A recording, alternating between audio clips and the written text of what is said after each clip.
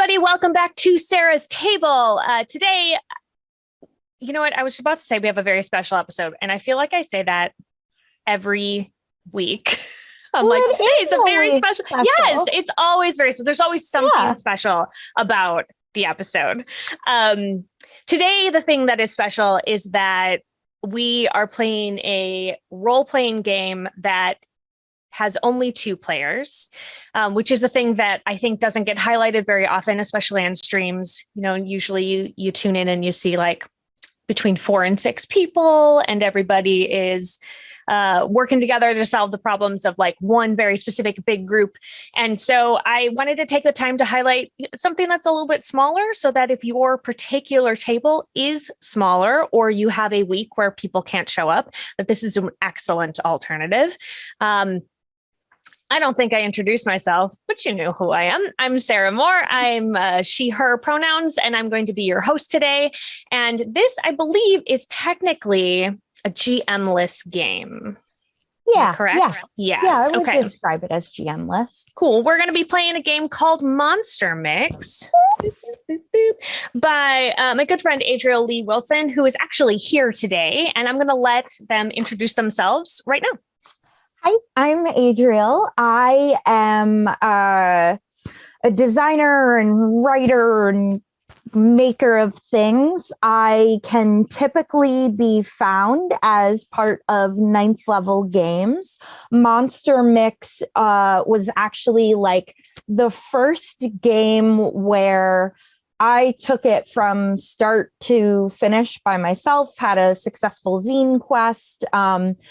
I asked my very good friend Tina Bongiorno to do the illustrations, and they are amazing. Tina has also done illustrations for 9th level games. The Excellence is one I can point to, where just like her art is so good. So yeah, I'm just like super psyched to be here because I love Sarah. I love TTRPGs. So thank you for having me. Thank you for being here.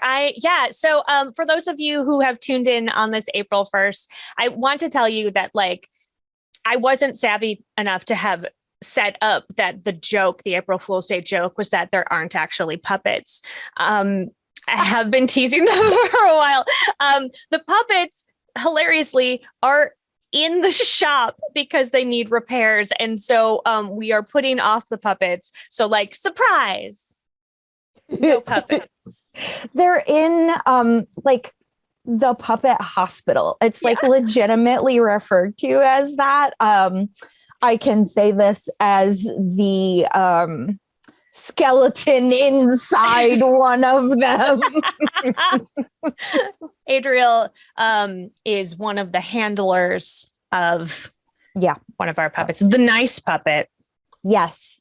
The nicest of the puppets. It's true. Enjoy the other puppets, but they are a handful. So many jokes. Oh man. It's not that I'm slap happy. It's that they're actually funny. I swear. Yes. They are. Hey, I'm the funniest person I know. It's true. 100%. I genuinely actually don't think that's true, but I do think I am very funny. I think you're very funny. Thank you. This is just going to be a love fest today. Yeah.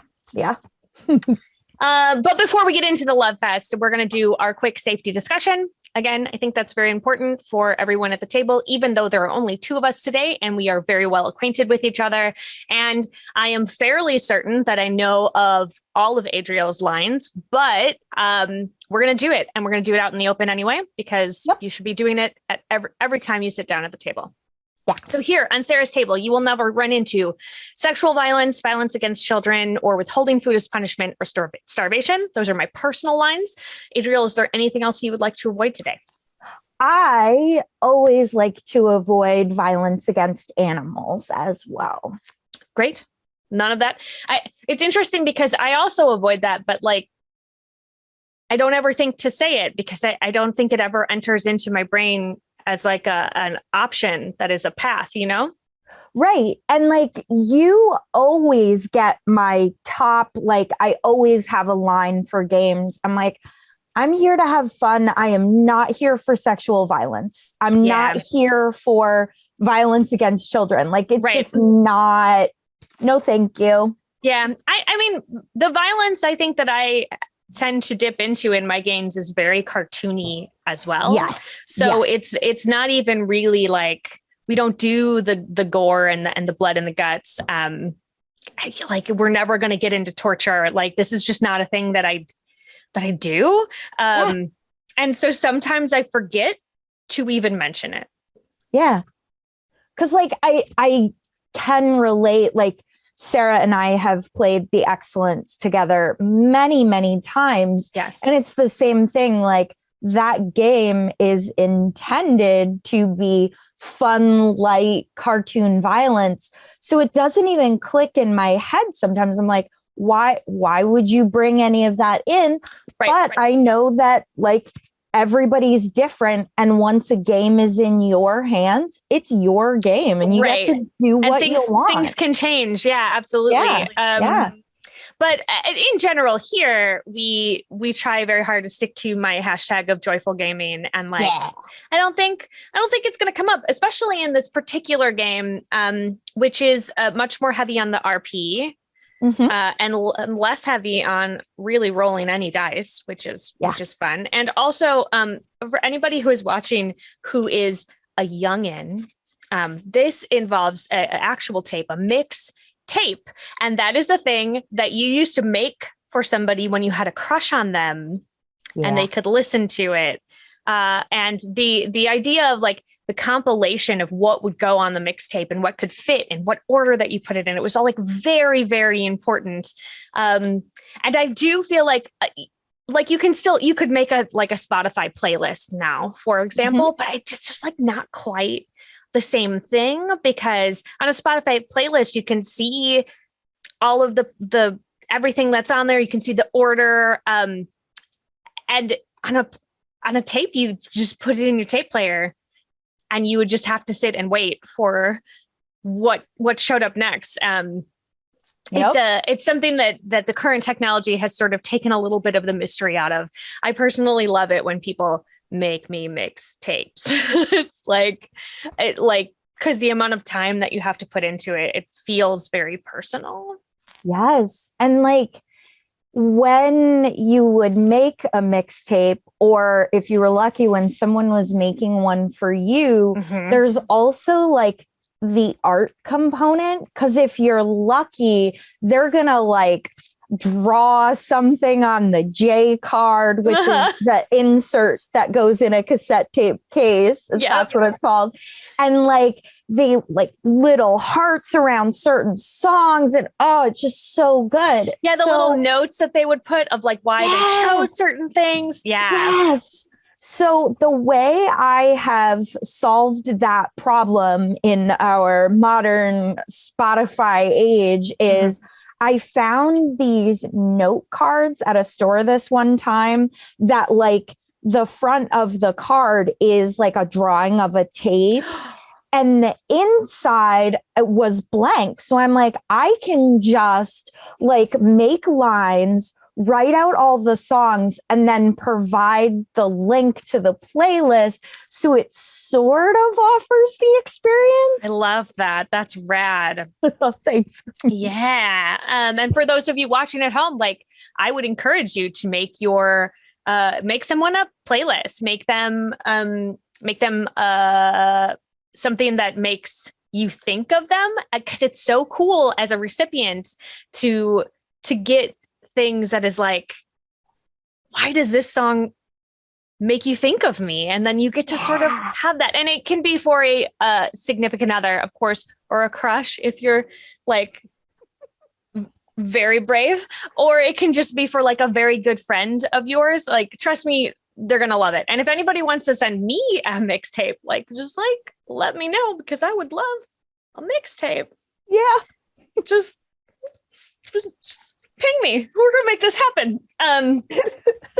As a person who has a lot of crushes and as anxious and shy as I am, I'm still like, yep, I'm going to do that thing. I'm going to make my crush a playlist and be a total goof about it. It's just going to happen. So good. And it's, I mean, that's the thing that I like about this game too, is that it really talks to the power of music, right? Like, because I think, especially as somebody who's maybe a touch more shy and you can't always find the words that you're looking for, like you can usually find a song that has either a passage that is really perfect, or like the mood of it fits how you feel when you think about this person, or the chorus is right. Like you can like go, no, this one, you can pick it out. I also like the idea of, in a traditional mixtape, when you only have a tape's worth, that you have to decide what you would cut out. Like it can only fit so many songs.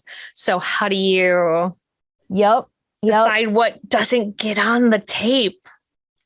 And like, so for those of you who don't know, like tape cassettes used to come in 3 standard lengths: 60 minutes, 90 minutes, and 120 minutes. And it always felt like 60 was too few, 120 was too much, and 90 was like sort of a sweet spot, but still could be too long or too short. Right. You didn't want to just have like empty space at the end, but then you also didn't want, you had to be very careful about like, well, I don't want to cut off in the middle of a song. Yeah.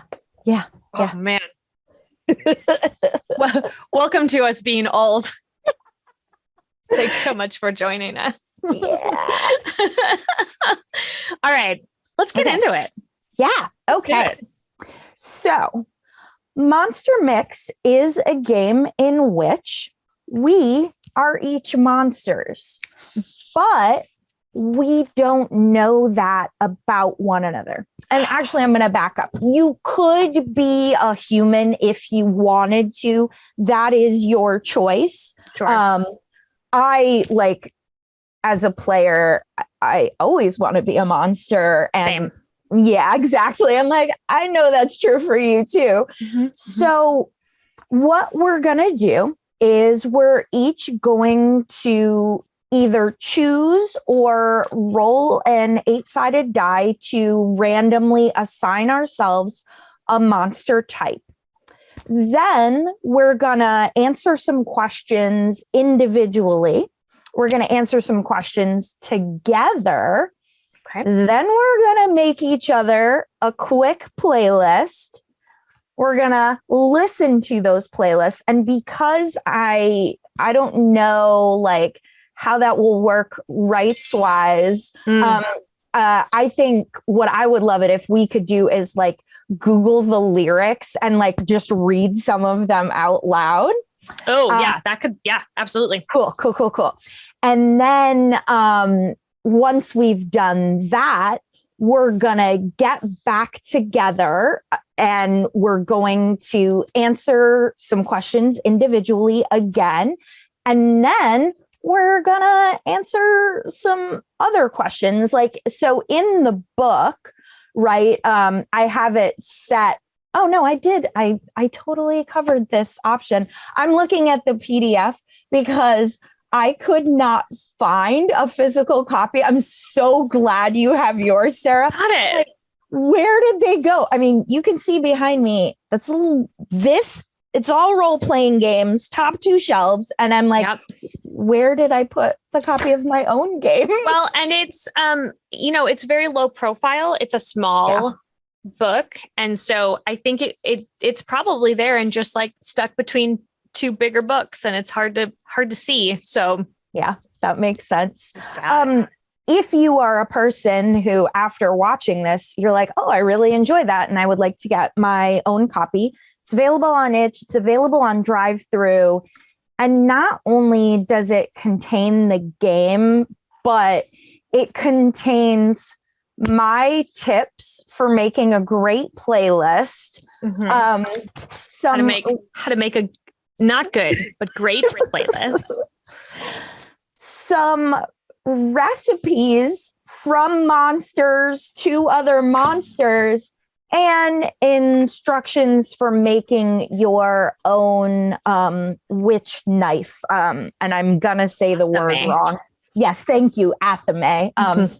Just because I was like, why not? This is my game. I can put anything I want in it. Whatever we want. Yeah. And I also think that this is also an excellent one that you could pair food with, for sure. If you theme your evenings, you could pair food with it. You could pair like particular kinds of drinks, and I don't necessarily mean alcoholic. I mean like a particular kind of tea or something would go really well with this.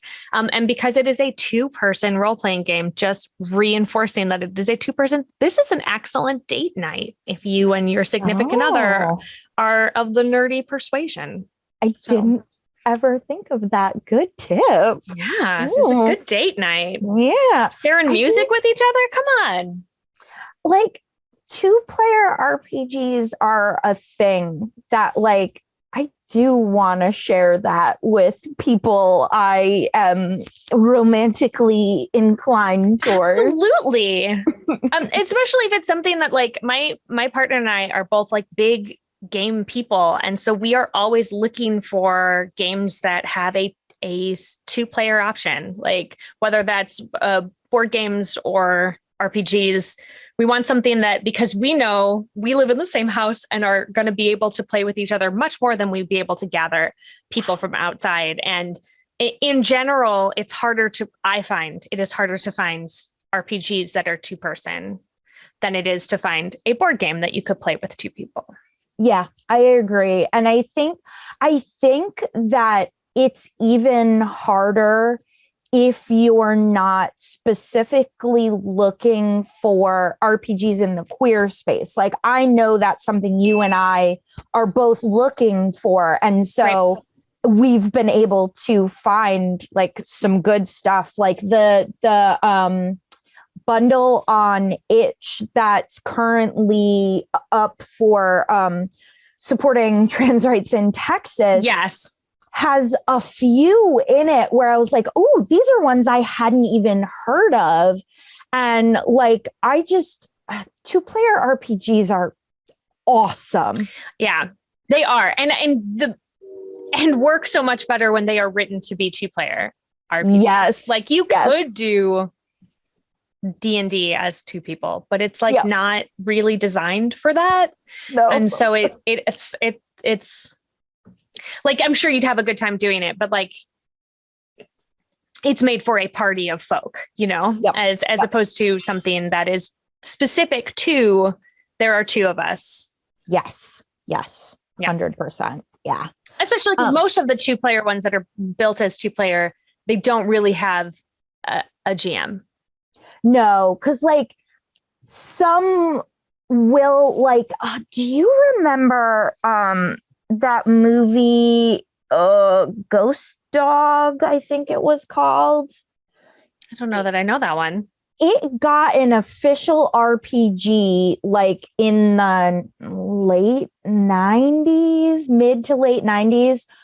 And I remember seeing it and being like, oh my gosh, I've never seen a 2-player RPG, because at that point I hadn't. You hadn't, yeah. Yeah. And I was like, whoa, this is amazing. And in that one, I think 1 player played the main character and 1 player was the GM, but you could switch. So some of them will do that. Like they'll do a role switching thing. Some it'll be like, you're both the player, you're both the GM. And like, that's sort of the case with Monster Mix. It's like we're both participating and we're both like being the not a foil, because there's really no conflict here. I don't tend to write games with a lot of conflict. I think there's enough conflict in real life that we can just let ourselves sink into something that doesn't really have a lot of it. I'm fine with that. Yeah, that's why your show is so great, because it's about joyfulness and having a good time. And that's what I always want. Well, and not that I think there are places in joy for like very serious subjects and sorrow and hardship. But I think that like the ultimate goal of it is that you are being authentically yourself and you are comfortable in the environment sharing. So I think that that's like, it doesn't mean no conflict. Right. It just means like that in general, this is a show that you can like watch with your kids. Yeah. You know, it's not going to be a bloodbath. Yeah. Yeah.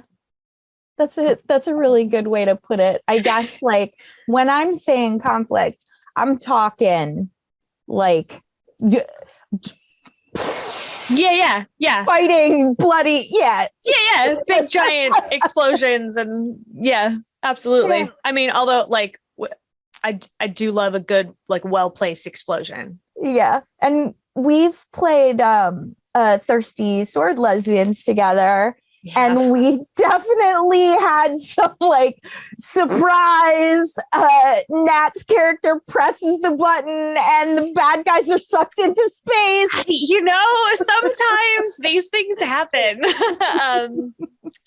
But I think also as a good tip for people at home who are maybe thinking about getting into being a game master and not really sure what that entails. It's truly for me, just making sure that everyone at the table trusts you and trusts each other.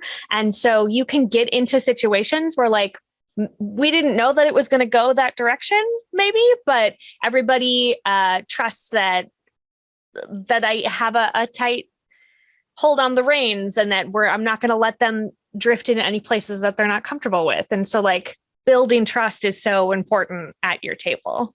Yes, 100%. I don't know how this turned into like. I know we just started like talking about role playing, but like I really like talking about role playing with you because like you have a perspective on it that like I really value and want to hear more of. And also I always love talking about games. Same. So we're gonna get to the game now. It's game time. Yes. We did it. So we're doing it. We did do it. Okay. So first thing to do is we pick our monster. So the options are you can be a werewolf, and like werewolves have a changeable nature. You could be one thing or the other. It would be awesome to be both of those things, but that's not an option right now. Right. And in my own werewolf mythology, you can change at will, no matter the phase of the moon. You're big. You can smell things very, very well. Probably more well than you want. Yeah. Mm-hmm. And you can speak in a human voice when you're in your wolf form. Oh. So next, you can be a vampire.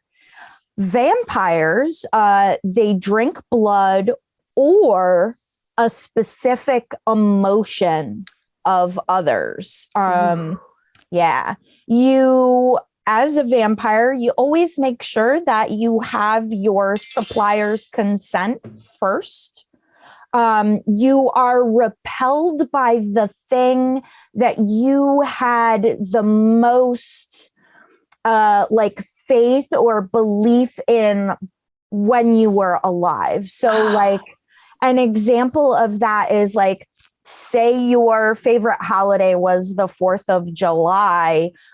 Now anything to do with the 4th of July repels and weakens you. But on the plus side, you can go in a church, no problem, if you're not like, if you weren't a Christian or Catholic before you were turned. So interesting. All right. And then you can be a ghost. Ghosts are the psychic and emotional residue of an event or the soul, eternal spirit of a person who died. You don't remember your former life, who you were, what happened to you, but sometimes you'll get a flash of it. Certain circumstances, smells, items will bring back a piece of a memory, but you can never recover the whole. You mostly are just trying to make what life you can from what you have. Interesting. You could be a witch. Witch's magic just flows inside you, connection to elements or unseen forces. You can cast spells or make potions or use items to channel your power. And it can be difficult to keep your focus in the here and now because of those connections. So people often find you strange. And even though that's the case, you wouldn't trade your connection to the world for anything. All right. 3 more. You can be a demon conjured from the depths of eternal fire or another plane of existence. You have power, but you've never been able to use that power for yourself. Oh. And that fills you with a lot of anger and frustration because you don't have agency over your own power. But now you are free and you want to explore and do whatever you want to do, not what anyone else wants you to do. Or you could be a zombie. You're undead. You're hungry. You're constantly seeking to consume life to continue your existence. And that takes the form of like devouring people physically. And that is something you have to contend with. Oh, I lied. There were 4 more because there's 8. 8. Come on, Adriel. You wrote this. That's all right. You were excluding one of them subconsciously. I'm interested. I don't know which one is not there in your brain usually, but we'll find out. So the 7th option is you can be a mummy. You were prepared for death by the removal of your organs. You were anointed with salves and herbs. You've risen thousands of years after your initial internment, and you're seeking a life of your own, one in which you're not so important that someone decided to cut you up and entomb you this way. Interesting. All right, cool. And then the last option is alien. You're not from around here. Nobody else is like you. You're in danger from the government because they don't trust your kind. The expectation that they have for you is that you're dangerous, you're violent, and you take things from humans. But that's not who you are. You are not who they say you are. You're a person. Yeah. You've got some extra human powers, some, I want to say supernatural, and I think that's the right word here, but you don't use them to harm others. But occasionally, if you're cornered, you will, because you need to protect yourself. Okay. Those are our options. I mean, they all sound like pretty cool options. Yes. I'm just curious, do you have a favorite when you were writing this? Oh, yeah, 100% werewolf, like all the way. Cool. Yeah. And probably my least favorite is mummies because for some reason they frightened me a lot as a kid. I think just the ancient nature of Egypt was so far out of what I understood that it just made me a little nervous. Sure. So, yeah. Yeah. I mean, and for mummies, the Brendan Fraser mummy movie made me nervous for entirely different reasons. It honestly helped a lot. Does help. Yeah, with my mummy fear. It just changed your fear into something else. Yeah. Do you have, and definitely like, don't tell me what you've chosen because that's part of the game. That's part of the game is to not tell. Yes, you like the goal here is for me as, the recipient of your playlist to try and determine from what you're telling me who you are monster wise. Oh, I love that. I'm gonna roll. Okay, cool. Because I think I would like the challenge of just like figuring it out on my own instead of choosing one.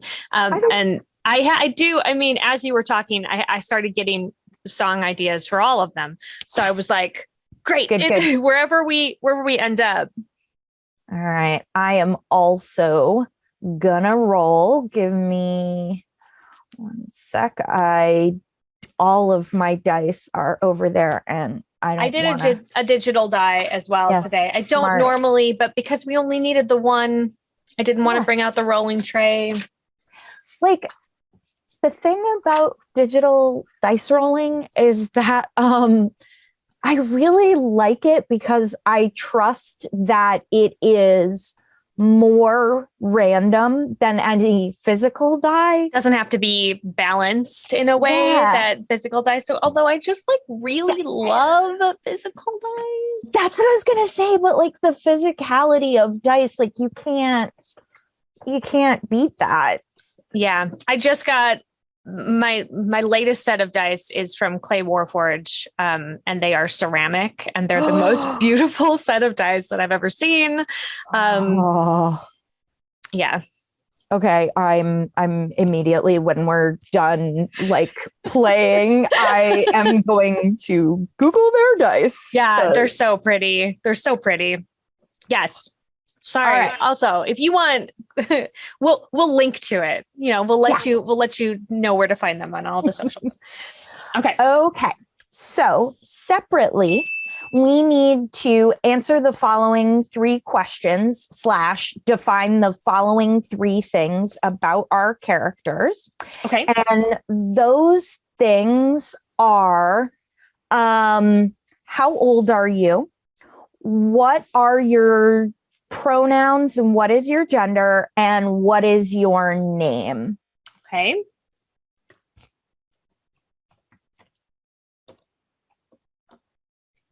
I feel like I want to put myself back in when I would have been making mixtapes. And so I'm putting myself back to like freshman year of college, because that's when I did most of that. Yeah. I mean, some in high school, but like, I feel like most of it was in college because of timing wise.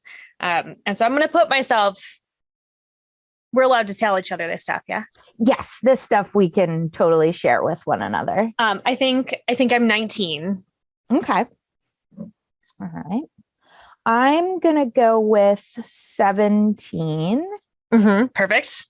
And I'm going to stick to the lakes and the streams that I'm used to. So I'm going to be agender and use they, them pronouns. Okay.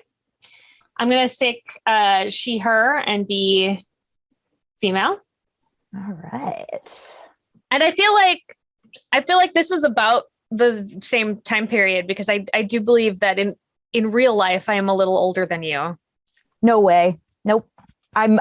We will discuss this offline, because I do not like to reveal my age publicly. Don't have to. Yeah, sure, I like course. to make people guess because it's very satisfying for me.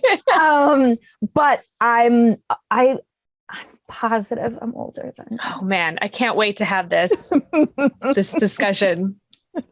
Let's find out. All right. Name. That's always the hardest one. Yeah. I have started doing, I usually do like an adjective that I think describes the character, and then I translated it into different languages. So smart. But I have been doing a lot of flowers recently for naming. I like that.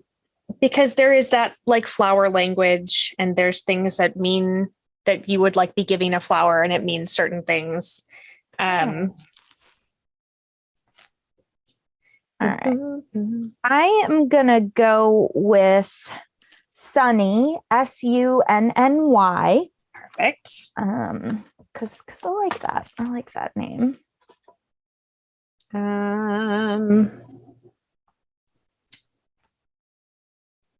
Let's see. I used to, when I was a kid, and I lived in Salem, Mass.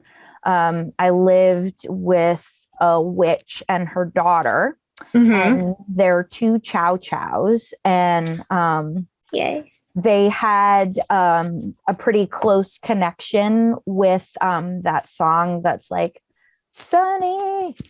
Fun. Yeah, that one. And so like, that's always stuck in my head when thinking about like supernatural stuff, is just that like experience, that experience.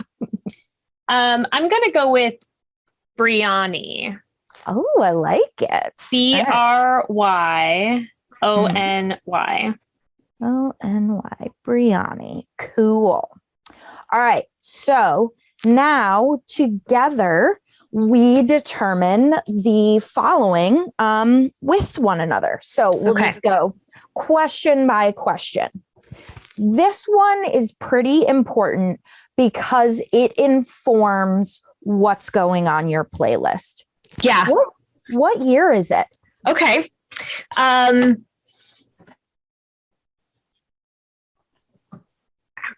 mean, I kind of love the idea of maybe throwing back to like the 70s. Okay, yeah. Like so that our songs are going to be, you know, 70s or prior. But like, where do you have a year in the 70s? Let's go with 1978 because that gives us a lot of 70s, but is still firmly not the 80s. Yes. All right. So we are disco monsters. Yes. How did we meet? How are Sunny and Briony connected? Like what, maybe like you are in college, yeah? I think so. Mm-hmm. Maybe I came to visit your school and you were my host. Oh, like your tour guide of the, I love that. Mm-hmm. Cool. Okay. All right. So what's our relationship with one another? Like we've sort of said, like if you were my host and I was a prospective student, like, are we just sort of feeling each other out? Have we become close? I think it could be very interesting if we are like just beginning to be friends. Okay. Like we are the acquaintances that like, oh, I know that person. And it's the like, if you are in town, if you're going to be around, like definitely look me up and we'll see each other. And maybe it's been slow communication. Cause I mean, no cell phones, right? So there wasn't like a texting where we could just sort of catch up all the time. Yep. So I think it's like, and we probably, if you're okay with this, like, I think I go to the, like you live in a college town, I would imagine. And then you can, so there is chance of us also like running into each other at like coffee shops or at like the grocery store or wherever. I love that. Cause to me, it's like, okay, I don't know, right, if you came to this town for this school or if you also are from town. But for me, like, I'm thinking Sunny isn't sure if they want to go to college. And so this visit was probably prompted by some family member or something who was like, it's right here. Yeah, just go check it out. It can't hurt. Yeah. Yeah. Okay, cool. I see that. All right. So how do we feel about one another? How does Brianni feel about Sunny? I think Brianni thinks that Sunny could be a friend, but also is perhaps doesn't want to get too attached in case Sunny is going to like exit the area. Because I think it was a lot harder to keep in touch with distance people at that time. Yeah, that makes sense. I think that Sunny really admires Brianni because there's a feeling that she is different and cool and interesting. And maybe if the world is full of people like her, maybe college wouldn't be so bad. Maybe it's something to consider specifically because Sunny met Brianni. All right. Okay. Now, this is an interesting question because it also informs the direction that we go with our playlist. Okay. And it informs sort of like the world that we're a part of. And that is, in our world, are monsters known to exist? Like, are we like True Blood, Vampire Diaries legacies, and like Vampire Diaries legacies sort of like skirts the line? Or are we like, oh no, you got to keep this real secret or trouble is coming? Interesting. I like both. Yeah, me too. Maybe we let the dice decide. Sure. Okay, so let's go with evens. They're known to exist. Odds, they're not. Do you want to roll? I will roll. Okay. Okay, I got a 3. Okay, so monsters are not known to exist. Not known. Awesome. So this question sort of dovetails with that. No matter how, oh my gosh, as I go through this, I'm like, there is some editing that needs to be done on this book, and I will be doing it. Do it. We're getting it.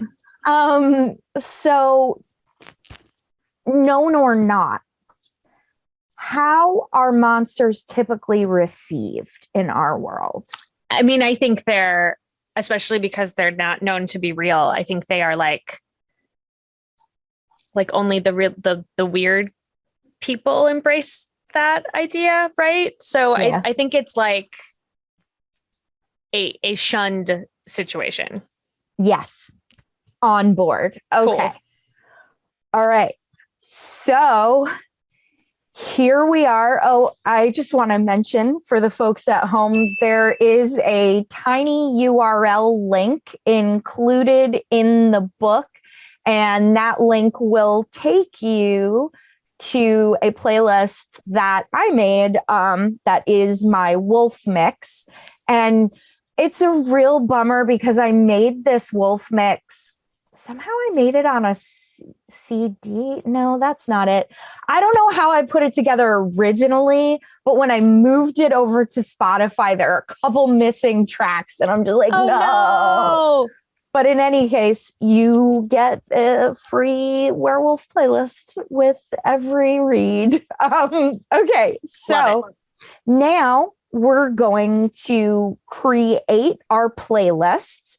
And then we'll do our song read. I'm thinking, what do you think? 3 songs, 4, 5? Yeah, well, I mean, I think for time's sake, because this is definitely a thing that, you know, we would dig into, and I could absolutely make a 90-minute playlist, but I won't yet. Yep. Maybe I will Chapter.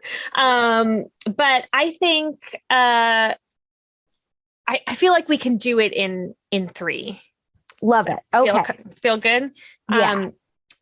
But because of it, I think we are going to, Adriel and I had discussed the possibility of over our bio break, taking a little break, and then we can come up with that so that you're not just watching us scroll through the internet, which is less fun than one might imagine.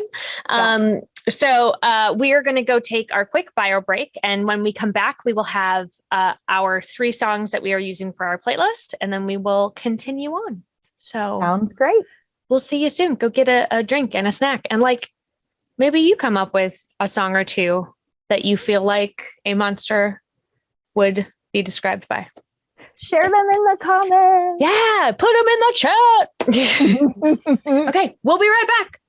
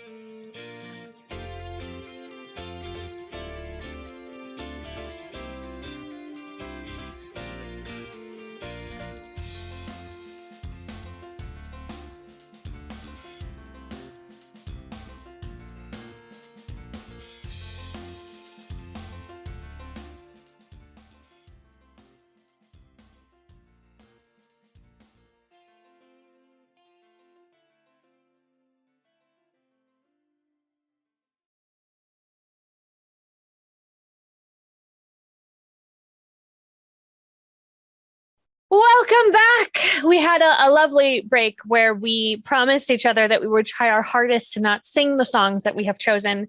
And we also maybe cursed our choice of 1978 because there were definitely songs that were after 1978 that would have been perfect for each of us. Actually, love that as a parameter. We talked about this very briefly, but I would love to bring it up again. I love that you have to choose only music that was produced before that time, because it is kind of difficult. Because you like go, oh, this would be perfect. No, that was 92. This would be, nope, that's, nope. You have to like decide and also make the decision, like, are you doing current music from that time, or is your character somebody who's going to choose older music? And like, what does that say about them? Yeah. It's like one of the things that I love about playlists as a medium of expression, because as we all know, you're using someone else's poetry to express your own emotions, is putting those kind of constraints on something like this allows you, it both gives you rails, but it also kind of gives you freedom, because you're relieved from the burden of having to make a choice from all of time ever. Right. Yeah. And like, it's not, you don't have, none of it has to be original either, where you would have to like come up with your own music. And yeah, exactly.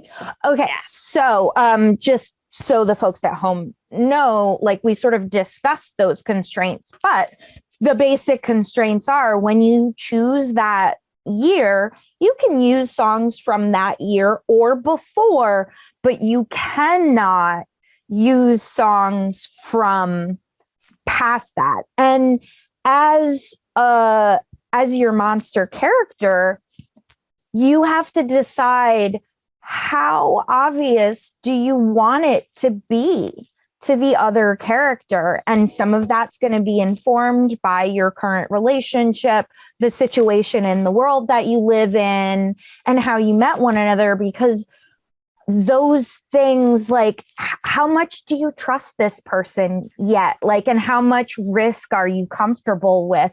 And that's like, oh, that's my bread and butter in terms of emotional investment in RPGs. It's perfect. Thank I you. love it. I love it. And I also want to listen to all of these songs and all of the songs that I didn't have the space to put it on the playlist. I'm definitely expanding this playlist after we are done. Awesome. Okay. So, would you like to go first? Or would you like to? Do you want me to do all three songs? Yeah. So I'm gonna read excerpts, because I don't want it to be immediately apparent what they are. But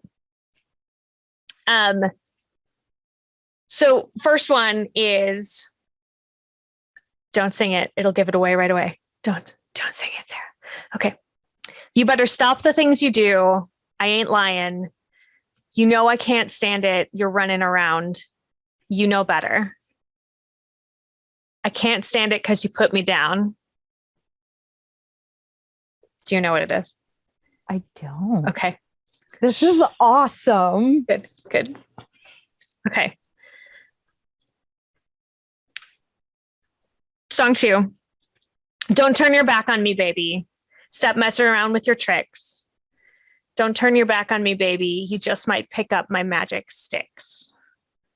It's 2. Okay. Oh no, this one is just going to be so okay. Well, wait. I'll read a different section of it. So, okay. Number 3. When I look out my window, many sights to see, and when I look in my window, so many different people to be, that it's strange, so strange. Okay. I can give you the chorus on that. Yeah, if you'd like. Please. You've got to pick up every stitch. Oh, you don't need to go any further. Mm-hmm. That is a song and an artist that I have listened to many, many times in my life. And I'm excited to talk about these choices when we're done. Okay, great. All right, cool. So I'm going to start with this song, and I am not being a hipster when I say, oh no, I will be shocked if anyone out there knows this song. So I'm just going to read the first 3 sort of little sections. Okay. King Willy, he's sailed over the raging foam. He's wooed a wife and he's brought her home. He wooed her for her long golden hair. His mother wrought her a mighty care. A weary spell she's laid on her. She'd be with child for long, and many's the year, but a child she would never bear. The second song, I think I'm gonna read this verse. Start a new chapter. I find what I'm after. It's changing every day. The change of a season's enough of a reason to want to get away. Quiet and pensive, my thoughts apprehensive, the hours drift away. Leaving my homeland, playing a lone hand, my life begins today. Okay. And then she rings like a bell through the night, and wouldn't you love to love her? She rules her life like a bird in flight, and who will be her lover? Mm-hmm. Mm-hmm. Yeah. I mean, I could keep going, but you know what song this is. Like, as soon as you said like the first line, and I was like, oh, yes. Great. Okay. Yeah. Okay. I wonder if we are perhaps the same. I think that we might be, which is amazing because we both rolled randomly. Yeah. Yeah. Okay. So good. Now we each answer the following 2 questions, and then we'll. So let me back up. We're each going to answer 5 questions. We just got excited, friends. Yeah. And then we'll definitely tell y'all what each song and artist was and what year it came out. It's for sure. Yeah. Okay. So how does Brianni feel about Sunny now? And then I'll tell you how Sunny feels about Brianni now. I think that Brianni wants to take Sunny under her wing. I think this is like I have found someone very much like me, and I want to be a guide. Should you come here to this university or not? Like, I can be a help. I think we are kindred spirits. I think that Sunny cares even less about college and is just like, this person. I want to sit at their feet and just, I want to know what they know.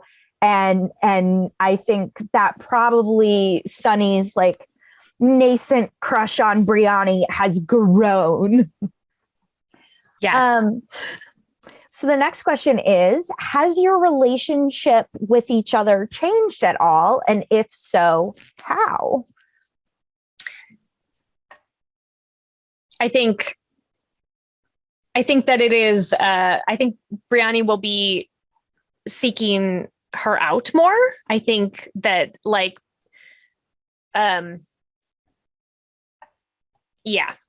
think that there's going to be a lot of and I also think maybe Brianni is now keeping like a little journal of I should tell Sunny this, just so, because they are not constantly around each other, so that when they meet up, that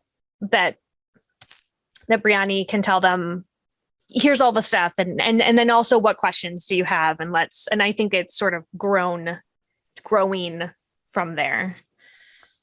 I think that for Sunny, I think that they I don't think that the nature of their relationship with Brianni has changed, but meeting Brianni and knowing this now has given them a sense that they're not alone in the world. Mm-hmm. And that has changed their internal makeup in a really positive and significant way. Yeah. I also think that Brianni probably knows at least a few more folk who are like them. Ooh. Because I think that's my sort like drawing from my own college experience, you find your tribe of weirdos, right? You go and you're like, these are my people and they understand me, because people are coming from all over to that place, as opposed to just like the same people that you've seen since you were, 2 or whatever. And so I think that like Brianni takes a lot of like, she feels responsible for like ushering Sunny into that space. If they want to be comfortable there, like she wants to bring them in so that there can be more like, you are not by yourself. There are more of us. Yeah. And like, here's how we can do that in a safe way. I love that. Okay. So what kind of monster is the other player? I think you might be a witch. I think you might be a witch. I think we're both witches. Yes. So perfect. I love it. So the next question is, will this change how you treat other monsters that you meet? And I want to go first this time. I think for Sunny, I think they didn't understand that they could sort of like feel that like pull from another monster. And so I think for them that now they're going to be like, oh, I'm going to pay attention when my, Scooby sense twigs and maybe see if that's like, if that other person is a person who could be like me in some way. Yeah. I think that Sunny is not the first monster that Brianni has found. And I think that, but maybe Sunny is the first other witch that they've found, like that she's found. I think at the university where they are, I think that she's met maybe like a vampire and maybe like a werewolf, and they have been hanging out, but this is the first one that's like instead of like adjacent. Yeah. So I think that's so I also think that Brianni is extra excited because it's like, ooh, it's another one like me, and not just like me as in different than humans. Yeah. I love that. Yeah. And then the last question is, will you stand up for monsters when challenged? I think Brianni is a firecracker. Yeah. I think she's going to get herself in trouble probably. Yeah. With protests and being vocal. I think that post 70s maybe, I think that Brianni like comes out publicly as a witch and just is like, listen, nice. I'm too like, she gets to an age where she's like, I'm not going to be who, I'm not going to hide who I am anymore. And I'm tired of it. So I'm just going to, here we go. I love that. I think that Sunny 100%. Yes. Like they will fight a fight. I mean, I think they've probably already gotten in some fights in school, and that's maybe not been the best at home. So for them, like, I think they're just like, yeah, I'm going to stand up, because the alternative is to hide in fear, and nobody wants to live like that. Yeah. Cool. So that was Monster Mix. That's the whole game. I want I want to know their little coven story, their tiny coven story. I want to know where they go from here. Yeah, and like I think my assumption is that there will be midnight gatherings in the local woods, and we'll have rituals and but also like I get the feeling that Sunny's gonna learn a lot about how to function in a world that isn't necessarily friendly from Briani, like just how one can still be strong under that kind of pressure. Yeah. I think that it's an interesting metaphor, right, for like marginalized folk who don't know that they can tell important people in their life, or they have to make the choice. How do I tell them? Yep. How much do I tell them? Do I ever tell them? Are there people in my life that I can't tell? I know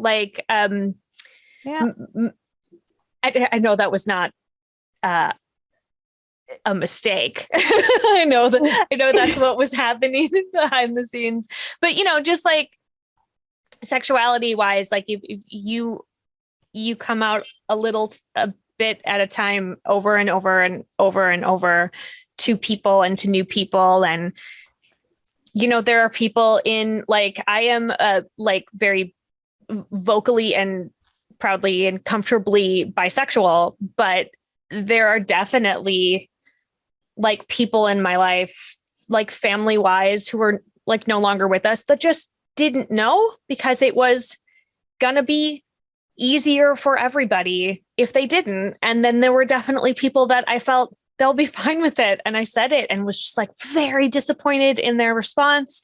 And so like taking all of those feelings that you have about this something, a part of you that you cannot change, and deciding how comfortable you are with telling someone and how do you go about that. And I love the idea of using music for it. I think it's really cool. Thanks. Yeah, I mean, you're 100% right. And because it's on the back of the book, like that's sort of why I wrote this game, because for me, the Panini has provided a lot of space to explore my gender in a way that I didn't have the space to before. Like I always knew that I was like bi. I'm like, yeah, like any human, you are attractive. Well, not every human, but like the gender part of things was harder. And to your point about family, like I don't talk to the majority of my family, but I have already determined that like in some situations I might say something, but that for me, it's not worth the effort and pain I might feel. But with my friends, many of whom are closer to me than family, that's not an option. Like I had to do that because if I didn't tell them who I was, I couldn't be myself. And that's not fun. It's just, no good.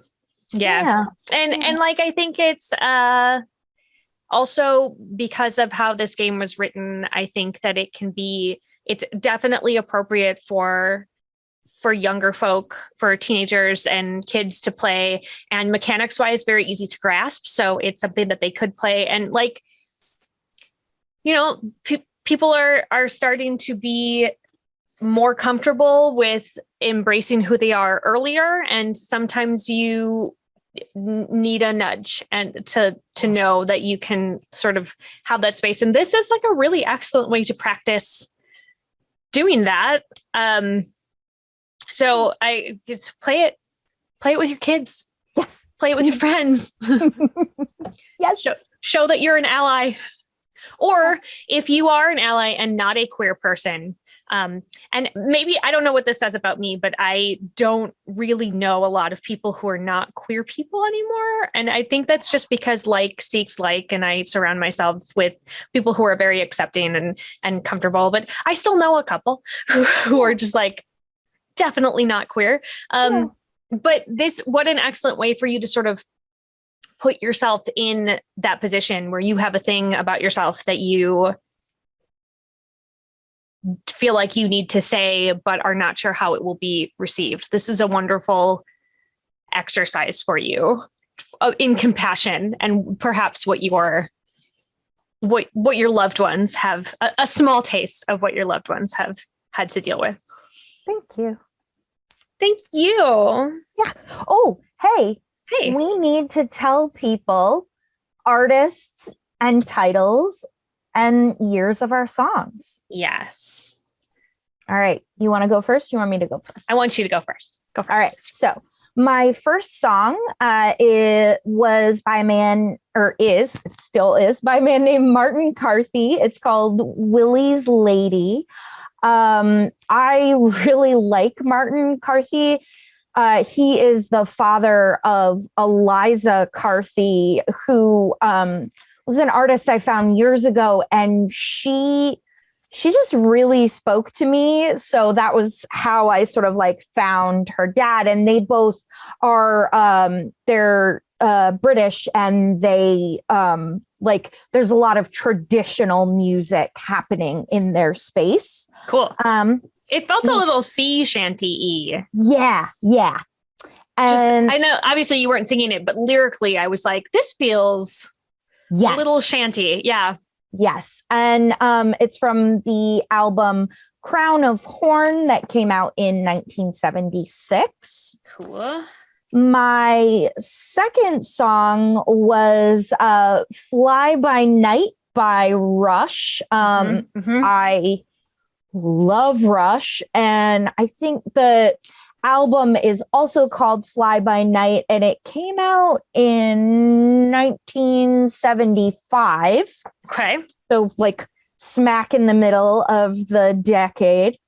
And then the last song, which Sarah identified immediately, is Rhiannon. And Rhiannon came out in, hang on, I gotta look, 1975 as well. And like, do yourself a favor, just listen to some old Fleetwood Mac. You will not regret it. Yeah, I actually steered away from Fleetwood Mac because I was like, it's so yes, so perfect. That like it would make sense that I would have chosen something, and I actually thought about choosing Rhiannon, and then I was like, no. Although that would have been wild if we had both, right? Rhiannon, yeah. But yeah, Nicks, I mean, for sure a witch. Yes, 100%, 100% witchy. Like yes. And funnily enough, I feel like the titles of the songs that I chose would have given it away immediately, but the actual, there's the portions of the lyrics that I read out, not necessarily. Yes. I mean, so the first one was I Put a Spell on You by Nina Simone. Yeah, I love Nina Simone so much. And it came out in 1964, and it was originally written by Jay Hawkins in 1956. But I do think truly that the Nina Simone version is probably the most widely known version, but it's been covered like 1 bajillion times because it is just like classic and timeless. And if you don't know the song, please go listen to it. Like and feels real good to sing as well. Ooh. Like feels real good to sing. And if you were a Hocus Pocus fan like me, also, the Divine Miss M did sing it in there, and it's wonderful. And now I want to watch Hocus Pocus. Yes. And the second song I chose was Black Magic Woman by Santana. Came out in 1970. I just didn't read you the part where he was talking about magic. Nice. I mean, it's just all good. Santana So good. is a groove, and like, Yeah. it's really smooth and lovely. And not that I have to tell any of you this, although maybe I do. If you don't know Santana, like, it's just, I'm not making any like big, like, Santana widely known as an excellent like musical genius. Like, go listen to it. And then the last one is Season of the Witch by Donovan, and it came out in 1966. And that is the very first song I thought of. And I was like, I can't put that first. I can't have the first song be Season of the Witch. What are you? I don't know. Like, and Donovan is one of my all-time favorite artists. Like, oh my God. Like, so good. He's just like, I mean, of course, because like part of me is the same, like, introverted British poet who just like is pouring out everything inside him musically. He's great. Well, and I also found it really interesting that the songs I happen to choose have distinctive and kind of longish intros musically. And like, and I think part of that is kind of on purpose, in that it's like, it's giving her a chance to maybe pull the plug if it's not hitting where she's comfortable, like, maybe I'll just stop. That was fun music at the beginning. But they both have, all three of them had like longer intros, which I think is like kind of, it's like a time to process. Yeah. Love that. Without more lyrics coming in at you. Mm-hmm. Everyone should go listen to all 6 of these songs. Yes. And then we will expand them. Also, we'll have our witch playlists. Yes. Oh, man. The only sad thing is that particular Martin Carthy song, King Willy or Willy's Lady, is not on Spotify. Oh, no. There are other versions of it, which is fine. I just like, it was required that I go with the Martin Carthy version because it came out in 76. Yeah, of course. And also interesting, I don't know if I would have chosen those same songs if it was not set in the 70s. Like, how far would I have gone forward if we did present day?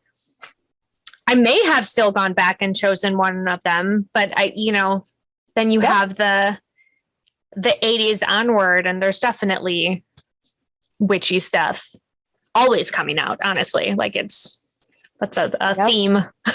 Oh, yeah. I lied. I just found a live version of it. Perfect. All right, cool. Because I was like, oh, man, I need this playlist to be true to what we have established. Yes. Also, I have to say that there was a couple of songs that popped up for other things that I just want to say. So werewolf, if I had rolled werewolf, I mean, and day, like, year was not an issue.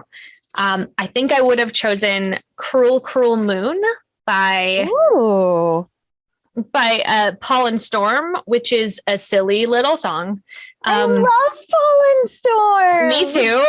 But they talk about how the moon is supposed to be this beautiful thing, and instead it changes the person they love into a werewolf, and they don't have the heart to like do anything about it. But it's set to this like sort of boppy 50s kind of situation, which you said werewolf, and I was like, that one. And then love that. And then you said zombie, and I thought of Zombie Me by No More Kings. Oh, I don't know that song. Which is all of the No More Kings is great. All of their stuff is very geeky. One of my favorite songs by them is Sweep the Leg. And it's about the Karate Kid. So like that's awesome. That's sort of the vibe that we're getting from them.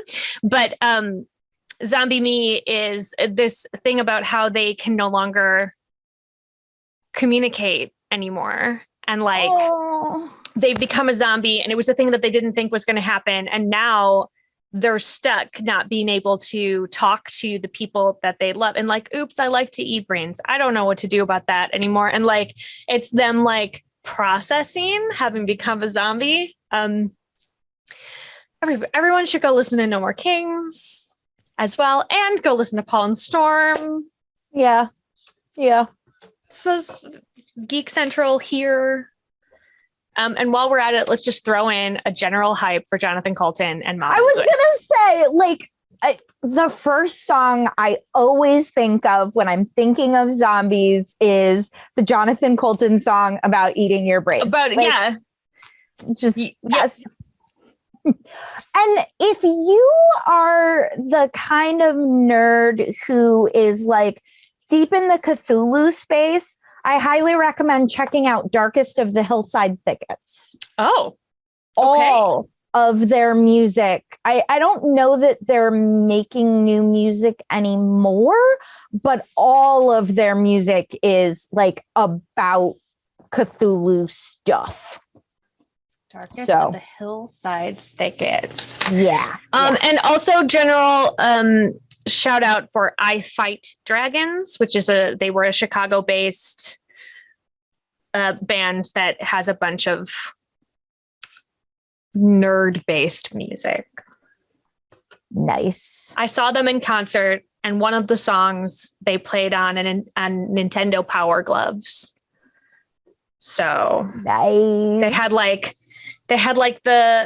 a Power Glove and like a DDR mat and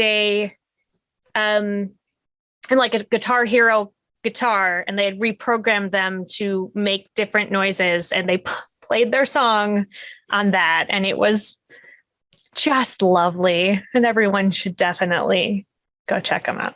Hometown Heroes. Yeah. I Fight Dragons. Nice.